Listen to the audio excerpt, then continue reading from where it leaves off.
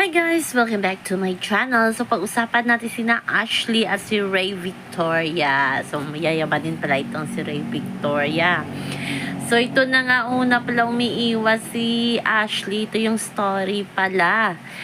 Yung umiiwas si Ashley kay Ray. Kasi nga, para yung sabi nga ni Ashley sa confession room kay Big Brother na parang yung mundo niya umiikot na kay Ray.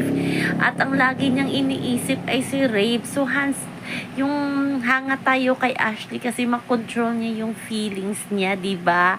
Yung iniiwasan niya muna ito kasi nagko-concentrate siya sa kanyang goal doon sa loob ng bahay ni Kuya. At ito pa lang si Rave ay masama ang loob kay Ashley kasi iniiwasan siya ni Ashley kasi nami-miss niya na daw ang kwentuhan nilang dalawa at aminin niya talaga na nahuhulog na talaga siya kay Ashley.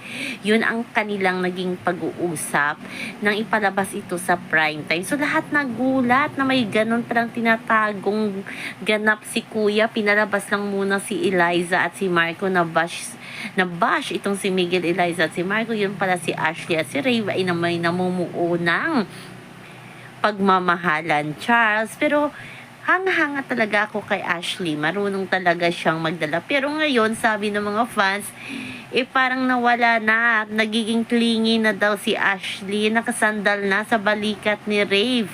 At nagkukwentuhan, sabi nga ng isang Ash Rave, may jowa na ba? So, hindi naman siguro, nagiging clingy lang sila sa isa kasi naging klaro na sa kanila kung anong nararamdaman nila sa isa't isa. Okay na silang dalawa. So, syempre marami nang kinilig.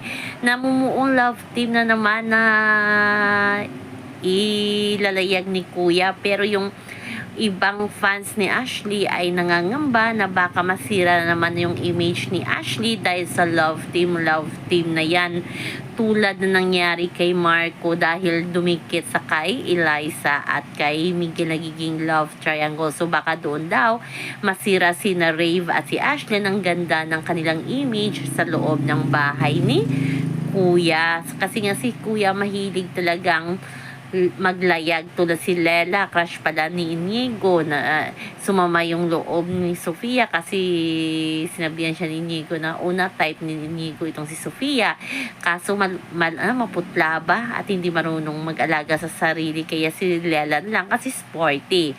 So abangan lang natin ang namumuong magandang pagtitinginan kina Ashley at Rave sa prime time. Yes, abangan natin si Ashley Sarmiento kasi wala na si Marco Masa. So, yun ang guys ang ating update. Sa ngayon hanggang sa muli. Bye-bye. Always remember,